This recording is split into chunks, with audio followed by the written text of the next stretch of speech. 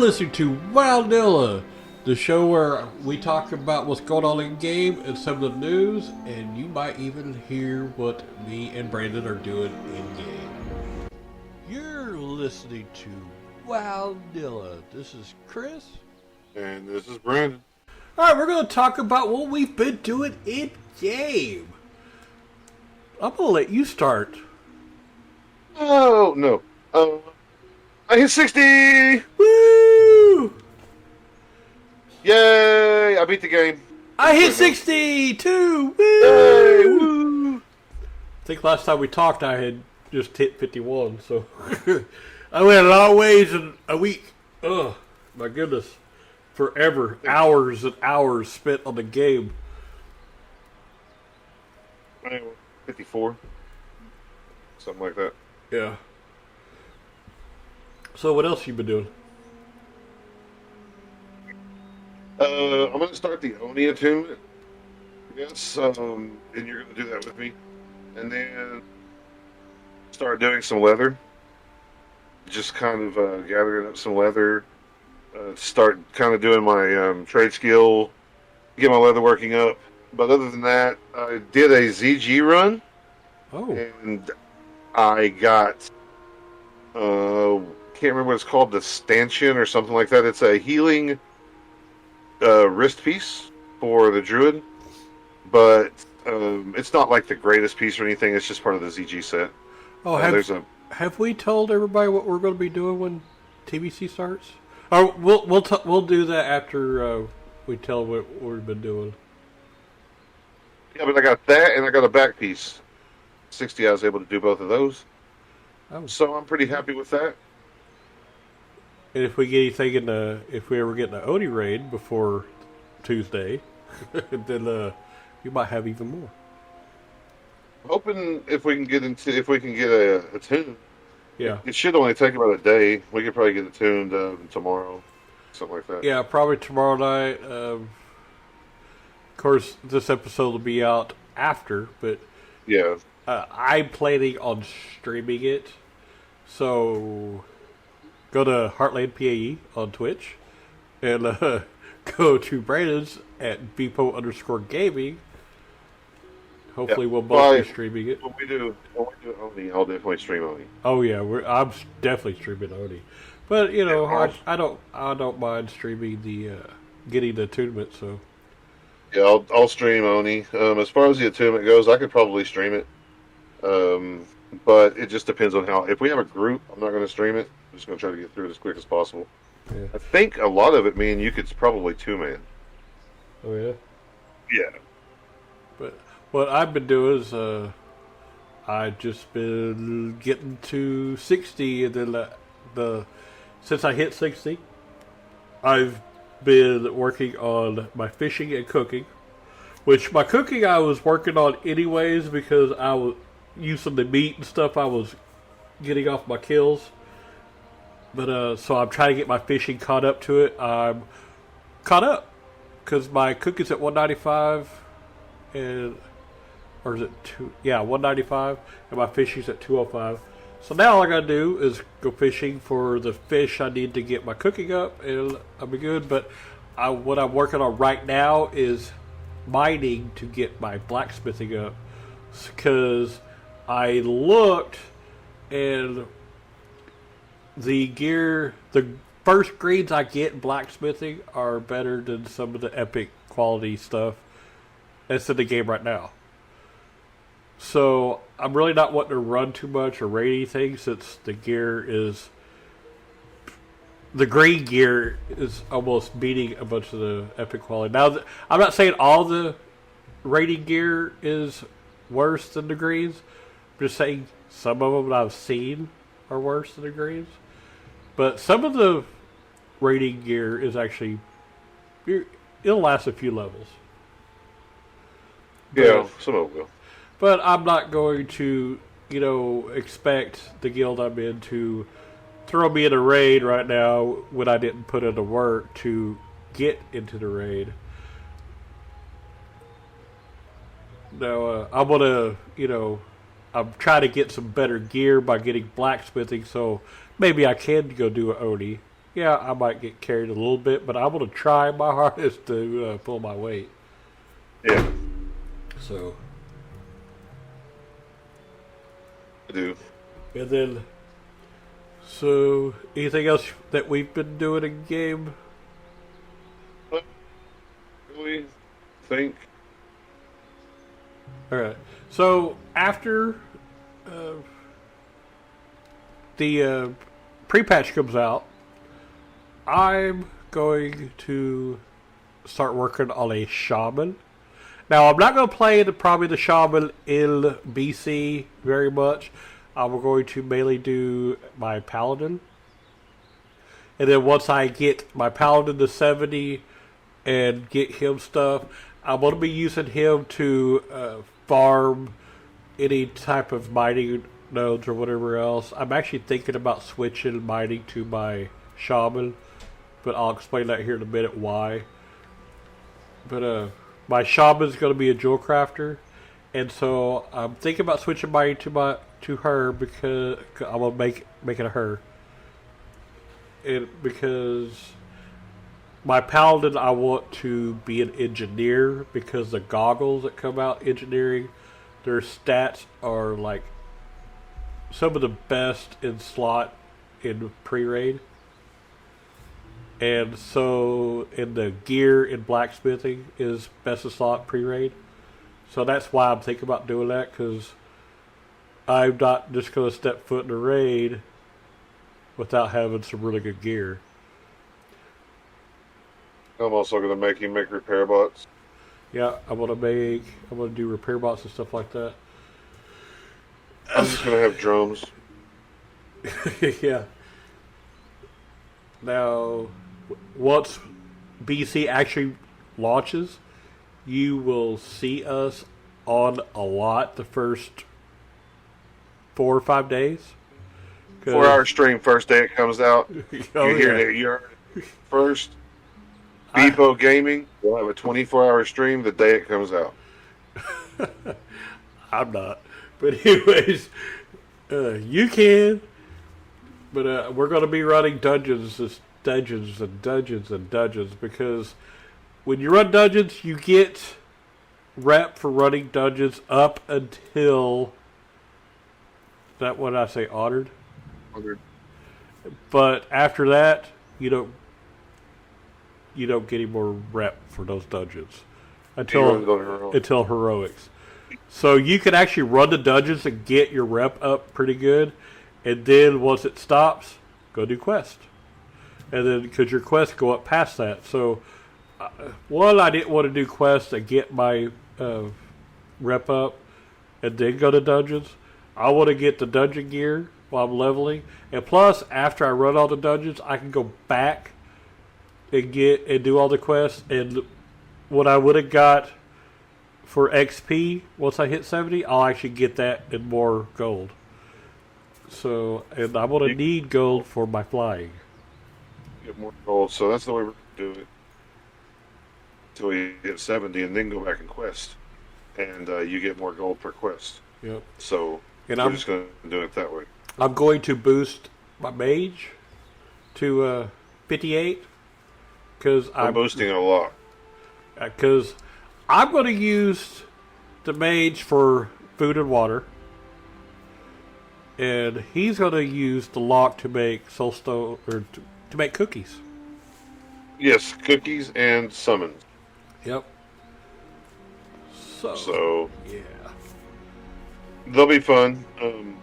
That's probably because he won't do a 24-hour stream, so I'll play the druid with him and do dungeons with him until he decides he's logging off. And then for the rest of my 24-hour stream, we'll be on the warlock doing dungeons. Great. And plus, don't forget there's a lockout after 30 or 40 dungeons. I can't remember which one. Yeah, with the lock, if I do that, then I'll just go back and start doing quests. If I get after you get locked out, you'll probably be honored, and you won't be getting any more rep anyway. So, yeah, I'll just go on to the next. I'll just start doing the quest in that area until I can get unlocked, and then I'll start the dungeon area. But I don't think it's a certain amount per hour. There's I don't think it's a certain amount per day. There's 4 per hour, and there is so many per day. But I'm not sure if it's just instances or raid instances. I'm not sure. I'll have to look at it, make sure. But yeah, that's what we're going to be doing. Like I said, 24-hour stream. I can handle it. I know I can. I'll just be rested from the day before, and we'll hit 24-hour stream, and we'll be cooking with oil and gas and grease and all that stuff. During that 24-hour stream, you never know. I might cook some dinner.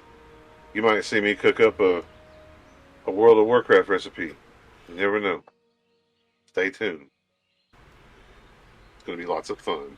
Y'all might go to Qdoba with me, live. You never know. I just looked it up. It's 5 instances in the last hour or 30 instances in the last 24 hours. Woo! 30 instances. That's hard to do, though. 30 instances is actually hard to do it. This check is across all of your characters or your realm. Oh. So it's 30 instances combined? Yes. That's crap.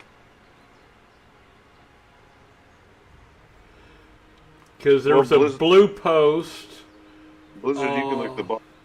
last year. As part of our ongoing efforts to eliminate exploitative and automated gameplay with scheduled weekly maintenance in each region, we're implementing the following change to our settings on all WoW Classic realms. You may now enter a maximum of 30 unique instances, dungeon, and raid, per day, per realm. This restriction complements the current limit of 5 instances per hour. Now, when a player enters a dungeon or raid, the game checks to see if they have entered 5 instances in the last hour or 30 instances in the last 24 hours. If they have, they cannot enter the instance until enough time has lapsed. This check is across all of your characters on your realm. Crappy. Oh well. What else? I wonder if it goes towards, like, you've got 2 different accounts, but under the same BattleNet. Oh, we know it. I don't think it would. Well, that's still kind of crappy, I think, because Savage is going to be doing them, and then we'll turn around and do them with. I'll turn around and start doing them with my Warlock, and I don't know, figure it out. Well, you could thank the boosting community. Yeah, figure it out. Well, that says classic though. That doesn't say TBC. That says classic or classic. TBC is going to be classic. It's considered classic. Okay, well I thought I had a loophole. No, that's not a loophole. But good try. So, well, that brings us to an add-on.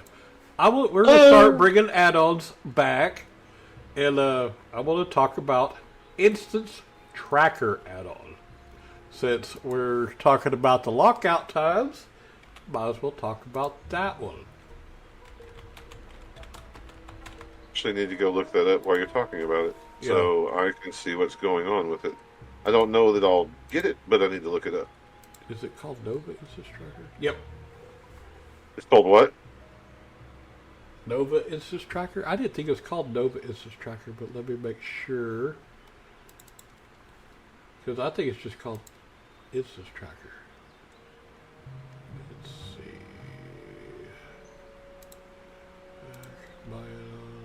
No, it's this one. This one shows that it says Instance Tracker. Okay. Yep, it's Instance Tracker. Yeah. Nova Instance Tracker didn't work. That's right. So it's just Instance Tracker? Yeah.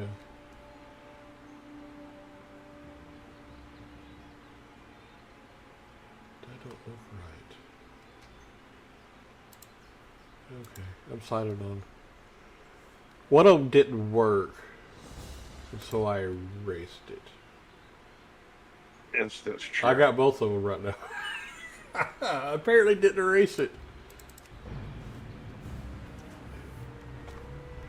I must have turned it off. Let me see. Work complete.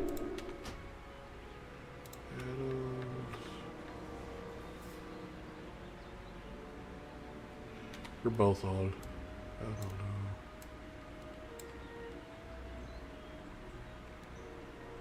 Okay, the commands. You want me to tell you a command for instance tracker? Alright, Nova Instance Tracker is the one I was using. It worked really good. Okay, so it's Nova instance tracker. Yeah.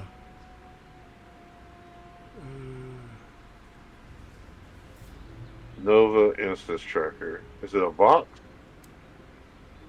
Huh? No, forgot it. Nova instance tracker by Venomisto.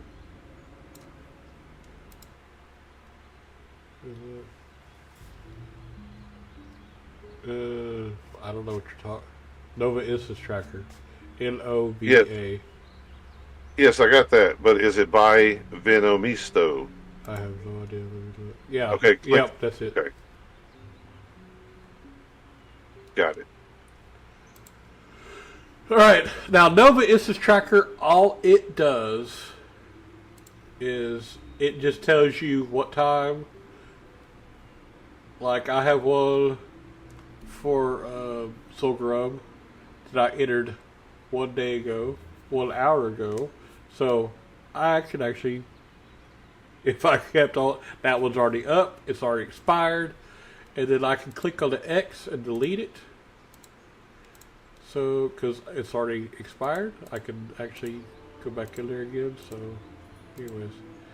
Now, all it does is track. Now, there's another one that I couldn't get to work called Instance Tracker, but it's supposed to tell you how much gold stuff you made, but I can't get it to work. Or actually, I can't find it. That's what it was. It was something else I couldn't get to work. Nova instance tracker tells you. It says you can hover your mouse over any realm name to see your total gold on that realm.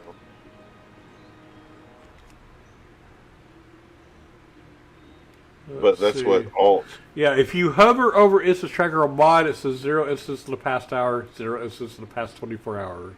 Next instance available now. Now, if I left click, it'll open. Right click will open my characters. Shift left click will open trade log. Like, if I traded gold with somebody to pay them for boosting, you know, or I got a green and I don't wear leather, they do. I contract it, I give it to them. That way they can say later, they can't say, hey, you never gave me that leather piece. I'm like, yeah, it is. I show it right here that I gave it to you. And then I can shift right click to configure it. So. Alright, well that's the add-on for this week. Like I said, you could, on the 19th, you'll probably see me level up the Shaman. And I don't know, are you going to be here? Because I'm off the 19th. I don't know if I'll be here. Okay. Well, you'll see me. I don't know if you'll see him or not. And I'm trying to get back. There we go. You may see me, but it just may be from the house. Yeah. But, alright. I think that's it for what we've been doing and what we're going to be doing. Yeah. Alright, now we're going to talk about Scholomance. Let's see. It's a Vault Academy for prospective necromancers of the Scourge. It is located in the ruins of the Palatine House of Baerov on a rise overlooking the abandoned city of Kair Darrow. I hope I'm not butchering the names. Anyways, the enemy level range is 40 to 43 and requires you be at least level 33 to enter. Level 38 to queue via Dungeon Finder. What is Dungeon Finder? I don't know what that is. It's not in game, so I don't know why I said that. And there's a bunch of stuff about other expansions, and yeah, we're not going to talk about it. The enemy level range is 38 to 48. It requires that you be at least level 33 and possess the Skeleton Key, or a rogue with a 280 lockpicking skill to enter. Alternately, a warlock can life tap himself as low as possible, then hellfire himself to death. While a ghost form, he can step through the door and resurrect on the side, letting the group in that way. You know, another way to do it, just real quick, Yeah, go ahead. you can also get a mage. You can also challenge a mage to a duel, and they can sheep you right next to it, and sometimes you'll walk through the doors with them. Oh yeah, I heard about that. Well, that's been a while. Yeah. Well, apparently there was pre-TBC instance for farming, where trash shows up to the great. I haven't heard about anything about farming in Scholomance. The instance had a very rich loot table for the level range, and individual mobs tended to drop good amounts of both coins and rune cloth, which generally sold well to auction house. In addition, necromancers and dark summoners, as well as a few of the bosses, dropped the prize dark runes, which were useful for raiders and could command prices of 15 to 20 gold each on the auction house. It was not uncommon for 3 to 4 to drop during a single run, adding potentially another 80 gold to the instance's guild. Okay.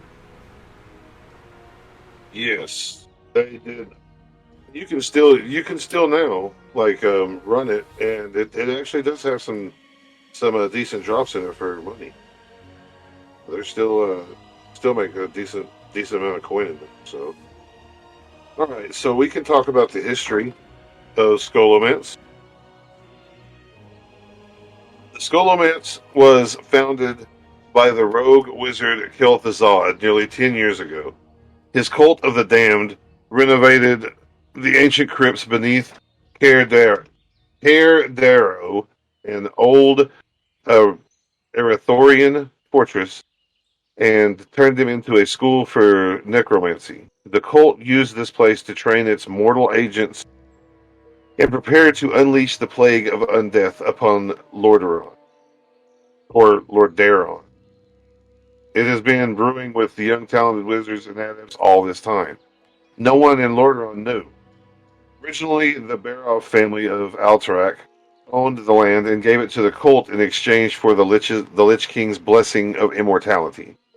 Now the Baerovs remain as undead monsters. One of Kel'Thuzad's mightiest agents, the Ravenian, also lives within the recesses of the school, ever ready to devour those students who show any sign of weakness. The Lich Raz Frostbuster rules over the site and guards it for the Scourge.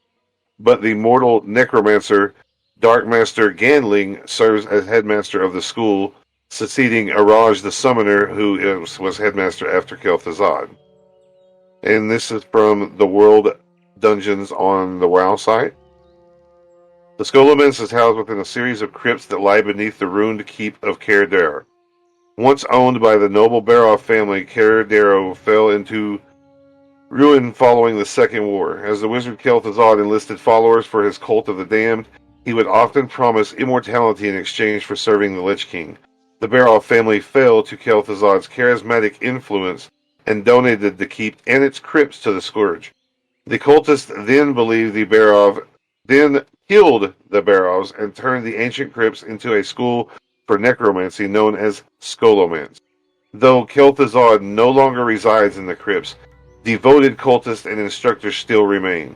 The powerful Lich Raz Frostbuster rules over the site and guards it in the Scourge's name, while the mortal necromancer Darkmaster Gandling serves as the school's insidious headmaster. Alright, now we're going to I'm going to start off talking about Darkmaster Gandling. He is the school headmaster that you get to fight. You know, sometimes you don't want to fight Mr. Dumbledore. Anyways. Darkmaster Gandling is a final... We don't want to start off with the final boss. That's how we started off. Because you can actually, I think, go to him right off the bat. Okay, well... final boss, or... just whatever way you want to fight him in, I guess. He is not arguably the most difficult boss, nor is he the owner of it like Lord Alexei Baerov? Is that how you say his name? Yeah, Alexei Baerov. Yeah. He is, however, the headmaster of the School of Necromancy at Cair Darrow. appointed personally by Kel'Thuzad. Gandling appears after the 6 bosses and all human mobs found in the 6 chambers around the headmaster's study are slain. The bosses are Lord Alexei Baerov, Dr. Theolon Krastenov, the Ravenian, Lord Keeper Pokalt, Instructor Felicia, and the Lady Elucia Baerov. Dark Master Gandling is a mummified wretch. He teaches students how to raise the dead in the Lich King's name. Formerly a Dalaran wizard, he betrayed his masters for dark power and now revels in a death. His graduates go on to Strathome, the Scourge's capital in the Eastern Plainlands. He apparently teaches at both the Scholomance and Kyrdaro and School of Necromancy in Anderhall. Now, he is a level 61 elite with 50,000 health, 7,458 mana. He is a caster boss. He casts Shadow Portal, a spell that teleports a random member of the group into a room with 3 to 4 level 60 non-elite mobs. That member must clear the room alone before the door to the rest of the instance opens. He is released unless you can run past the mob without catching aggro. Those mobs do not vanish nor does the room open automatically upon Gandling's death. Despite their high level, each mob has very low stamina, taking only a few hits. Gandling will spawn even if trash mobs remain in Shadow Vault, Vault of the Revenian, Hall of Secrets, Baerov Family Vault, and Hall of the Damned. However, the trash must be cleared in the Coven in order for him to spawn. Because he will teleport even solo adventurers to those halls during the fight, it remains wise to clear all of them.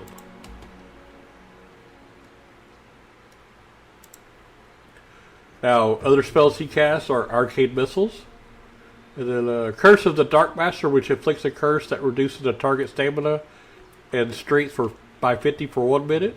And Shadow Shield absorbs 610 damage and deals 30 damage to anyone who strikes it. The loot swords that he drops: Headmaster's Charge. It's a 2-handed staff. And all this stuff has to be level 40 to equip. Now the staff is 44.3 damage per second. It's got 18 stamina, 18 intellect. And if you use it, it gives 20 additional intellect to party members within 30 yards. Oh, that is a good staff. And then a tailoring pattern of Robe of the Void. Also drops a wand, which is called Bone Creeper Stylus. It's got 42.4 damage per second. It's got 4 stamina, 4 intellect. And if you equip it, it improves critical strike rating by 4. Boots of the Shrieker. Leather feet.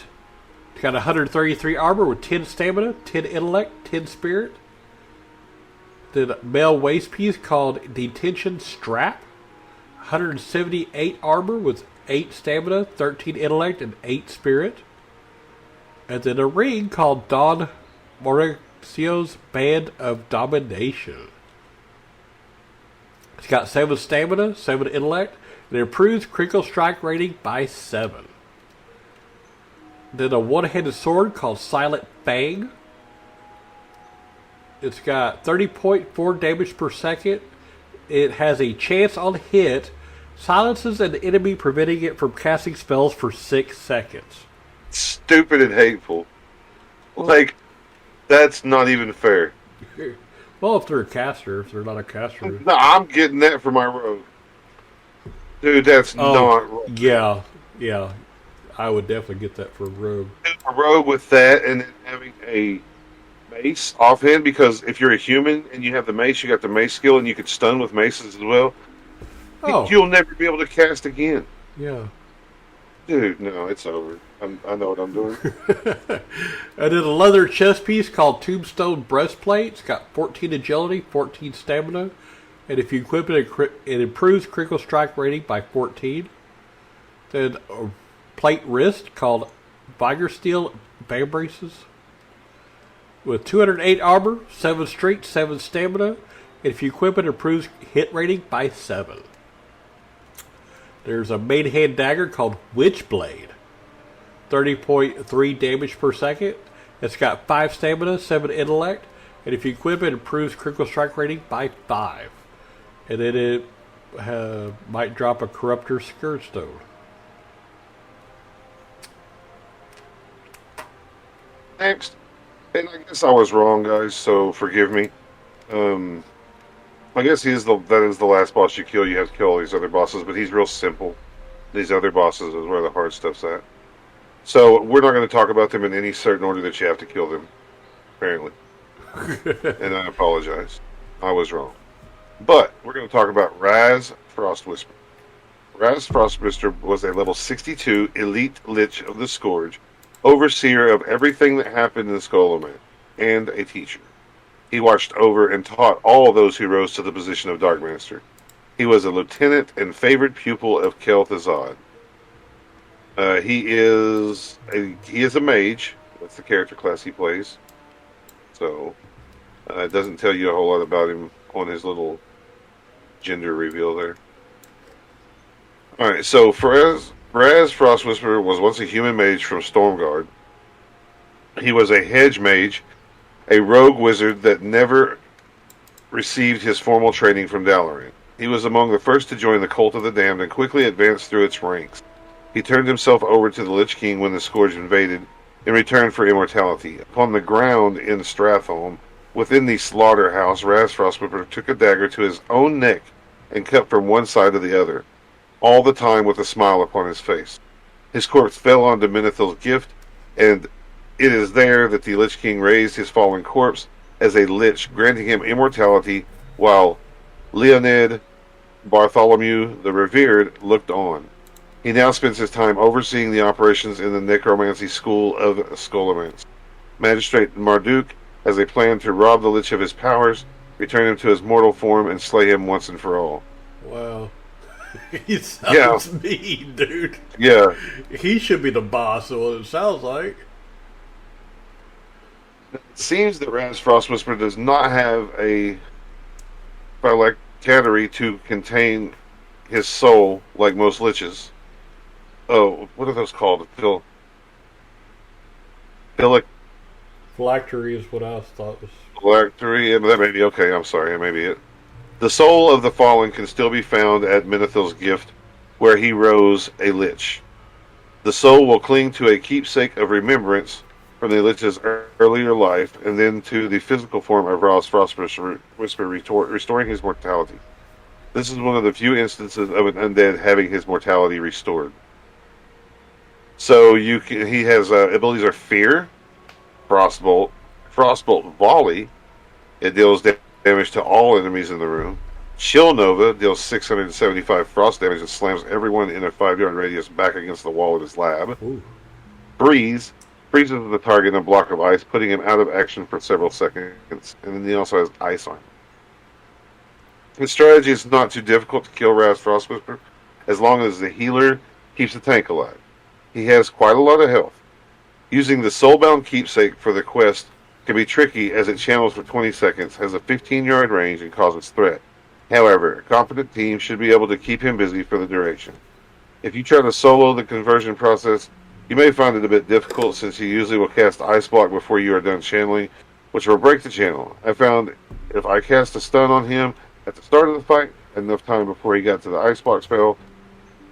Another nice thing is that if you're a pally and you do the quest to turn him normal again, he actually is still undead after you convert him to mortal, so your undead spells will still work. Loot. Elena's Embrace. Cloth chest piece, 109 armor. Oh, let's see. All of these are 57 to use. Elena's Embrace. The cloth chest piece, 109 armor, 20 stamina, 20 intellect, 20 spirit. Spell power, increases spell power by 28 if you equip it. Bone Chill Hammer is a one-handed mace. It has 40.63 damage per second. Chance on hit, blast the target for 90 frost damage. Bone-clenched gauntlets. Plate handpiece. 404 armor. 15 strength. 14 stamina. Increases defense rating by 10 if you equip it. Death's clutch. Leather shoulders. 131 armor. With 10 spirit, 10 agility, 10 intellect, 10 strength, 10 stamina. Freezing lich robes. 88 armor. Cloth chest piece. 15 stamina. Increases spell power by 35 if you equip it. Frostbite girdle, waist leather, 98 armor, 15 agility, 10 frost resistance, 5 strength, 15 stamina. Ice blade hacker is a main hand axe, 1 to 5 frost damage is all it's. Wow, that's weird. 42.2 damage per second with 1 to 5 frost damage.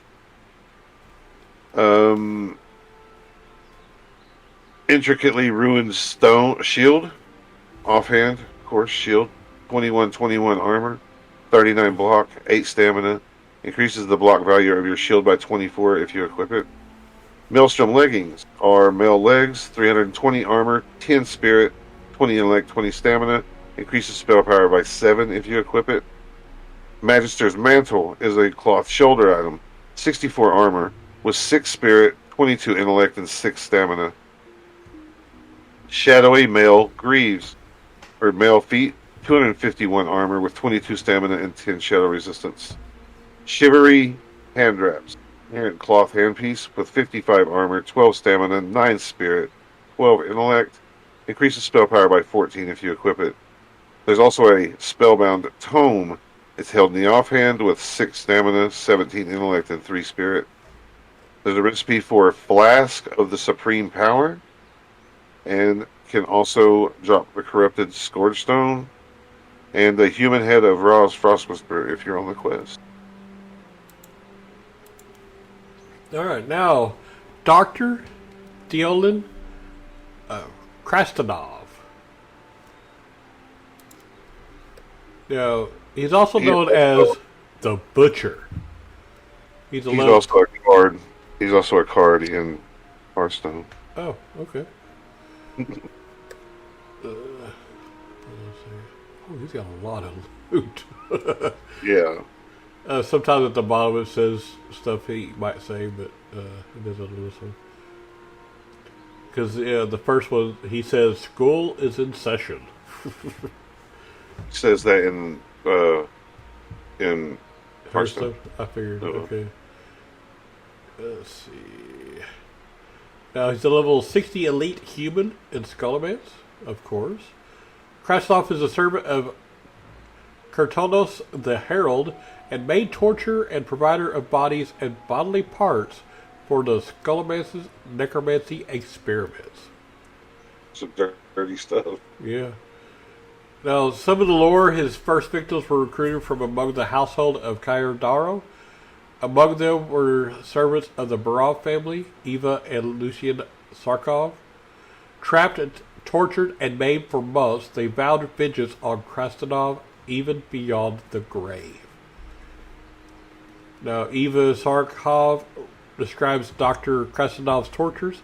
The undead surrounded us, constantly tormenting us with horrifying acts of depravity.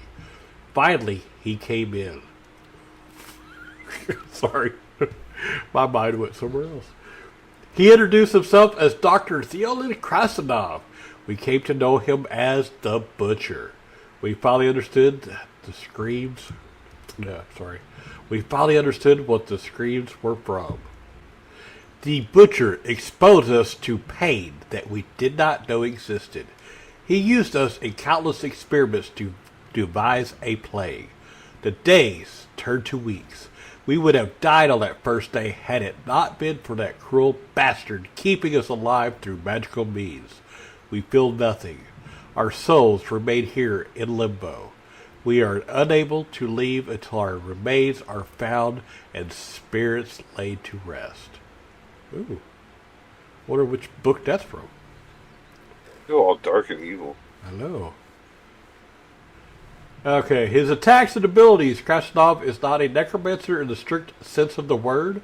In combat, he uses strictly melee attacks, a simple red bleed, and a backhand. Treat him like a bitch that he is. Pretty much. Though he will enter a heavy enrage, like, all bitches do, toward the end of battle. His charge attacks are particularly nasty as they can be aimed at anybody, regardless of his current threat list. Yeah, did you see his heavy enrage? Plus 117 damage and plus 60% speed.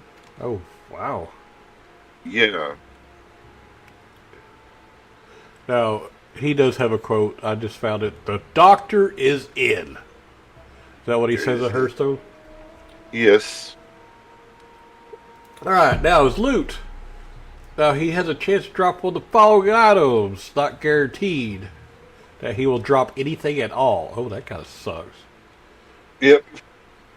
Go find him and nothing. And out of all these, which they're, oh my god. There's a lot. Yeah, that's all. But that's all the bosses. All the bosses. All these bosses that we're talking about, they might not drop anything. All right, now let's get to start. There's a lot of loot on this guy. A bow called Ancient Bone Bow. It's got 39.8 damage per second with 11 agility. Let's see. Is all this level 56? It looks like it. All right, I'm just gonna say this all level 56. I'll tell you otherwise if it's not. Alright, Mail waist piece called Blood Mail Belt. It's 202 armor with 12 agility, 9 intellect, 12 stamina, or 11 stamina, 12 strength. And then Mail feet called Blood Mail Boots. 247 armor with 9 agility, 10 intellect, 9 strength, 10 stamina. If you equip it, it increases your hit rating by 10. Mail hands called Blood Mail Gauntlets. In case y'all couldn't tell, this is a part of a set of the Blood Mail Regalia. 225 armor, 10 intellect, 9 strength, 10 stamina. If you equip it, increases your critical strike rating by 14. A Mail chest piece called Blood Mail Halberd. 360 armor with 10 spirit, 15 intellect, 10 strength, 15 stamina. If you equip it, increases your dodge rating by 12. Then, yeah, these are all dungeon set 1 items.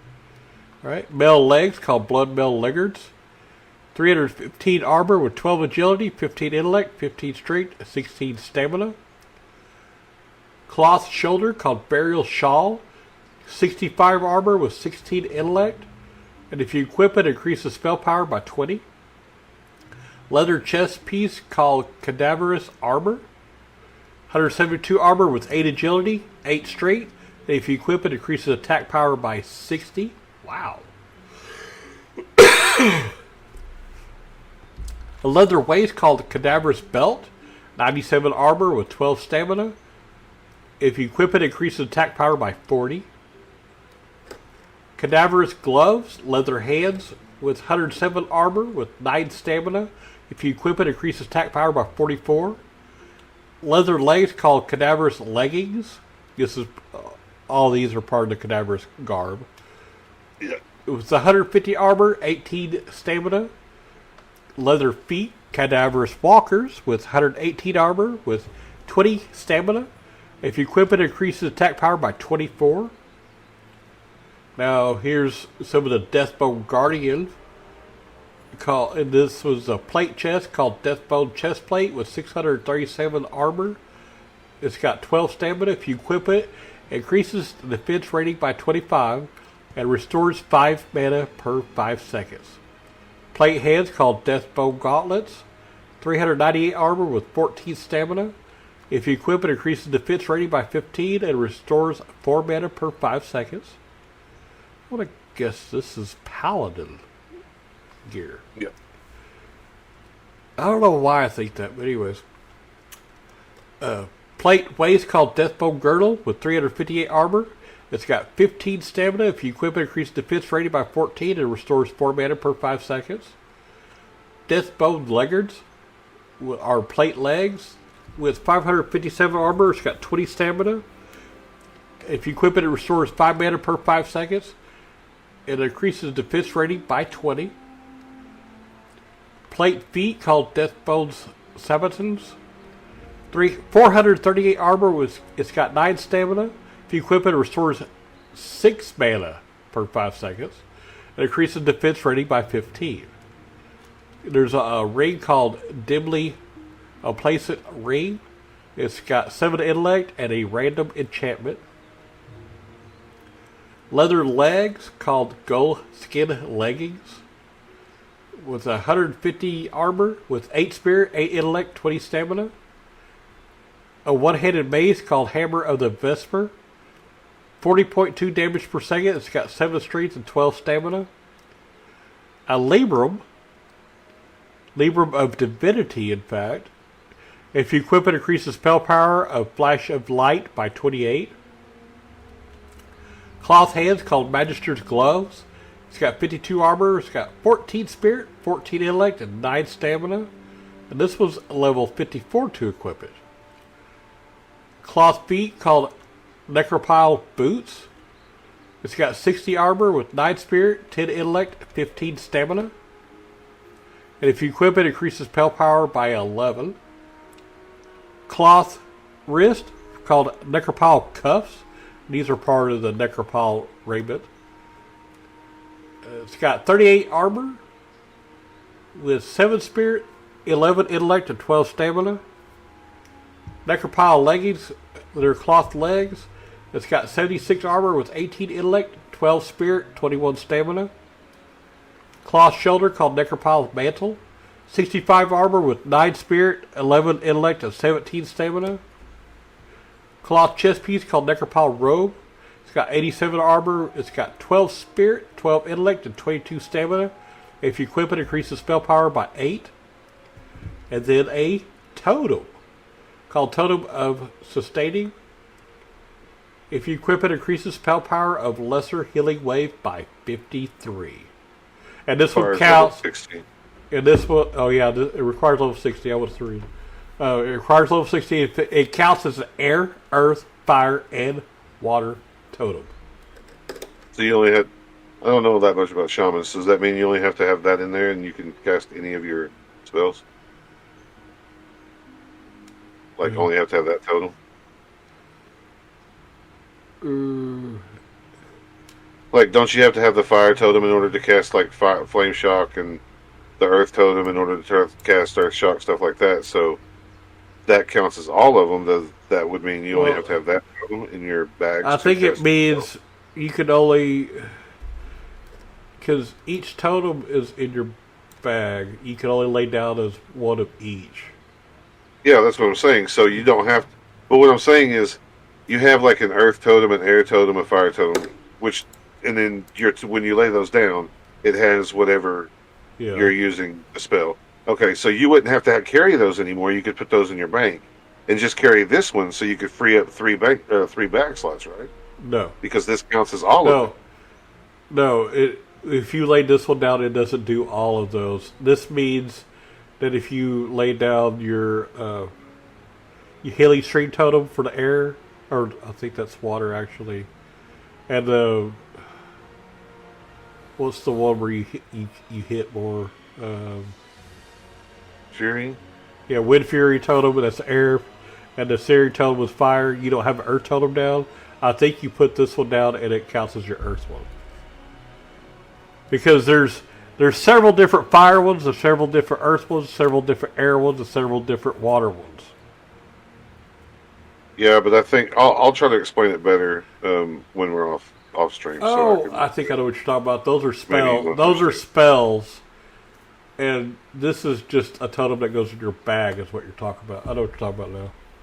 Yeah. So don't you have to keep other totems in your bag to cast the spells? You keep one of each, so... Okay, so that would free up the 3 bag slots, right? I don't know. Huh. I think that's what it means. It's what it sounds like. Yeah, to me that's what it means. Counts as an air, earth, fire, and water totem. See, I don't know because I've never played Shaman. I've always played Alliance. So... I never really figured TBC, it didn't matter. You didn't have to carry them around. Like they got rid of them or something. I don't know. I don't remember picking up one totem for all 4 of them, so I don't know. Well, we could go on to the next guy. We'll figure it out. All right, sorry about that. Lore Keeper Hilt, a level 60 elite zombie mini boss, which he's not really a mini boss because you have to kill him in order to summon the big boss. Hilt was one of the 6 mini bosses that are required to call forth Dark Master Gandling.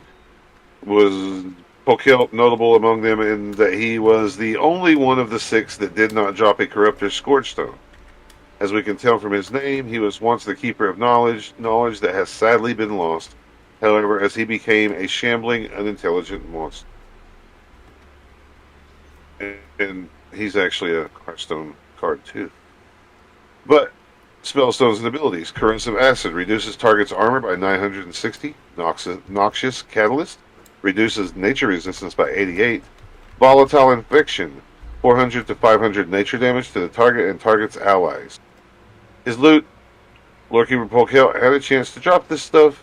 He may not drop anything. Ancient Bone Bow, 39.8 damage per second and 11 agility. These items are 56 to use. Bloodmill Belt is a male waist piece, 202 armor, 12 agility, 9 intellect, 12 strength, 11 stamina. Oh, I don't know if I want to go through it. He has a chance to drop pieces of each one of these sets, like the Cadaver's Garb or the Bloodmill Regalia or Deathbone Guardian. I don't want to. Actually, it looks like his loot pool is the exact same as the previous boss. It is. The only thing that he might drop is a Skin of Shadow. So his loot table is the exact same as previous boss. So when you listen to this, you'll know what his loot table is as well. Alright, so I guess I'll move on to Instructor Felicia. Level 60 Elite High Elven Mini Boss. Which we weren't going to do, but I will. See, these are the regular bosses. They call them mini bosses because you have to kill them before you kill. Oh, you the said that main boss of earlier. the game. You said that earlier. Okay. Alright. Seeing her, there may have been a mark of power of the Lich King, able to find his underlings even among the High Elves without having to kill or even enslave them. Now, attacks and abilities, AoE, slow. AoE slow, reducing movement, melee, and casting speeds of opponents. Corruption, a damage over time single target spell, targeted via threat. Call to the Grave, a curse that deals 2100 shadow damage after 60 seconds. The curse should be dispelled before it expires and deals damage. Renew, Flash Heal, which need to be dispelled or interrupted.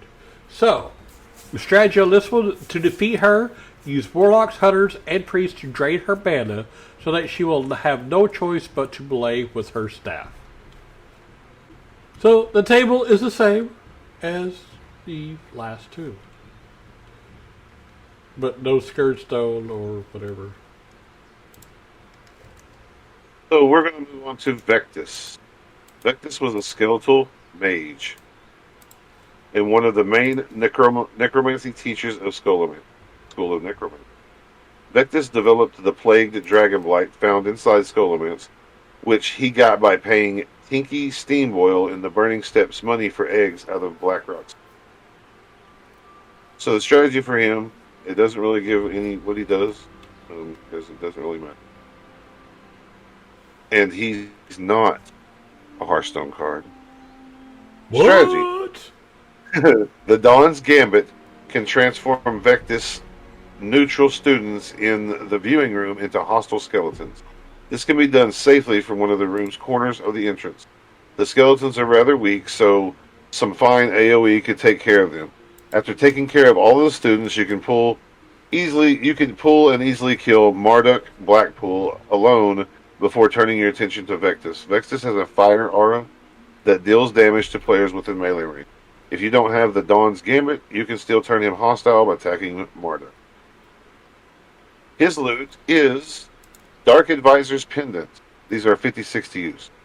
It is a neck item, 7 intellect, 8 stamina, increases spell power by 16 if you equip.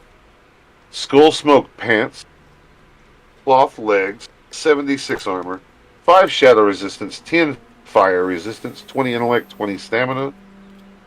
And he also can drop a Corruptor's Scourge Stone. Alright. The Ravenian. Level 60 elite. White? White, yeah, I guess that's what it is. Yeah. He is one of the few known whites in the pre-Wrath of the Lich King game. Okay. His abilities are physically oriented, including a cleave, sunder, and knockaway. He also does a trample that will hit all nearby players. At 5 sunders, the tank will be at negative 7,200 armor, and the healer certain to if he has it already. His room can be used later to prevent a wipe, simply because undead cannot swim, and his room is filled with water. Okay. I didn't know that undead can't swim. What are they going to do, drown? You know? Come on. Alright, his loot table's the same as the previous ones that we keep saying that they're the same, but did I mention the Wild Heart Belt? Because I don't remember that one. I don't think you did. I think that was one that was... Okay, I want to go ahead and mention this. If I already said it earlier, I apologize, but all the other ones, like the Necropyl raiment set, and let's see what... Yeah, because that's the only the Wild Heart Librum, the Totem, and then the Wild Heart raiment set is a leather waist called Wild Heart Belt. It's got 93 armor, it's got 10 spirit, 17 intellect, and 9 stamina. It's for the caster druid. Alright, and then you have Jandis Baerov. This old bitch. Is a level 61 human ghost found in Scholomance, and she is a member of the ill-fated Baerov family. The lever, or torch, to access Scolomance's old treasure chest is found near Jandis in the south side of the basement. So some lore on her. Jandis Baerov was once an archmage, Dalaran, and a powerful illusionist. In life, she developed a spell that displayed several images of her body that were nearly indistinguishable from her real form. These images duplicated her actions from different locations, making it nearly impossible for her enemies to find her. It was almost infallible. It is also said that Jandis stewards the blood of innocence from Dr. Theolon Krastenov to Krastenov the Herald. It is likely that she was turned into a shade because she is a member of the Cult of the Damned. So strategy while fighting Jandis will split into duplicate images of herself, and the true Jandis will reappear along with them. These duplicates appear to be immune to AoE damage, but using a priest mind flay on the true Jandis will quickly kill all the images as well. She will keep duplicating, so always throw the mind flay on her as needed. Subsequently, a rogue can kick Jandis to prevent her from duplicating. As of late, all Jandis duplicates along with Jandis will have a health bar, so if Jandis does duplicate herself, press the V button, which is the default target health, to find the real Jandis by looking for her bar that has some of it already, and some of it will already be off, and you can focus all attacks on her. It is unknown if any form of shadow damage done to Jandis also harms her images or not. Other spells she casts are Curse of Blood, increases physical damage dealt to the target by 92, and Banish. It is also useful to have each player in the group create a macro to target Jandis, which is /target Jandis will suffice. Once she splits into the images, repeatedly pressing this macro will allow the group to retarget her most efficiently. It was once useful to have a hunter mark Jandis, as the mark would remain on her when she reappeared. However, this is no longer the case. It is best to concentrate all DPS on Jandis until she drops. Dropping Jandis will result in the images despawning a few seconds later. Also, the trash mobs in this room tend to respawn much quicker than the other trash mobs in the instance, so it is imperative to finish her off as quickly as possible. If you have a unit frames add-on that supports separate unit frames for your focus before beginning the fight, target her and type /focus, and it'll show up during the fight, so you can just always click back on her. And her loot table is different. Yay. Yay. Yes, all these items are, well, different, so I'll just tell you. It looks like 56, 55, 57. Okay, so this one's a 56 to use. It is a two-handed sword, 52.14 damage per second with 132 top end. It has a chance on hit, deals 30 shadow damage every 30 seconds for 15 seconds. Dark Shade Gloves, cloth handpiece, 55 armor, 6 spirit, 15 arcane resistance, 10 shadow resistance, 7 intellect, 7 stamina. Those are 57 to use.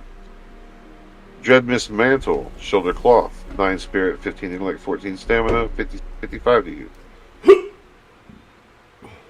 Ghost Loom Leggings are leather legs, 152 armor with 13 spirit, 18 intellect, 10 stamina.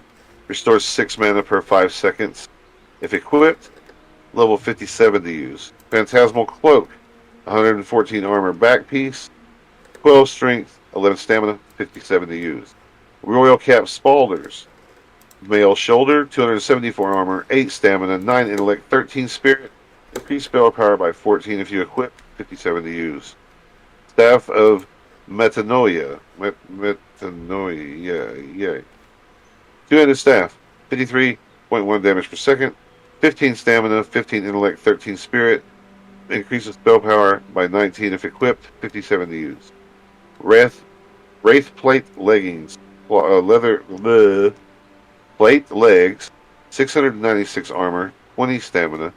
Increases your parry rating by 20 if you equip, 57 to use. Also drops Corruptor's Scourge Stone, Blood of Innocence, and Krastenov's Bag of Horror, which is a quest item. Alright, and so that means next week is our last dungeon. Oh, I don't know if you've seen this. According to Romanian legend, a real Scholomance exists by an unnamed lake in the mountains south of the city of Hermannstad, called Sibiu in Romanian, in Transylvania. Oh, I didn't know that. Yeah, but now we know.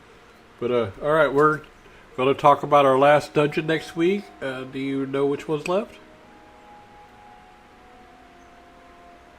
Let me think. It's the one I Darmall. It's the one I need to run. Oh, Strathel. Yep. Did we already do Direball? I don't We remember. probably did. I don't remember doing Direball. Neither do I. Hold on. But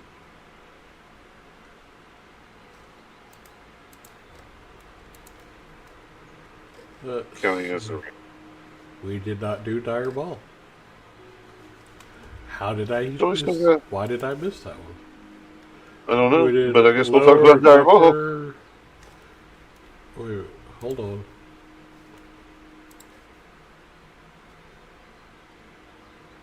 We did Lower Blackrock Spire. We didn't do Upper Blackrock Spire. What is wrong with us? So we got a little bit to do still. Yeah, we still got a couple of weeks left. So which order we feel like doing? I'm looking at all these other ones we've done. Alright, so next week we're going to come back and we're going to do... We've already done Lower Blackrock Spire. We're going to do Upper Blackrock Spire. I don't know why we skipped to Scholomance, but oh well, we did. So, there you go. So, until next week, have fun playing the game. As always. You just listened to a Heartland Production Entertainment podcast. This was Wownilla. If you want to reach us, you can email wownilla@outlook.com, or you can check us out on Twitch. You can check me, Chris, on Twitch at HeartlandPAE, or Brandon at Beepo_gaming. This show is brought to you by Heartland Production Entertainment. If you'd like to help to make the show better, go to patreon.com/HeartlandPAE.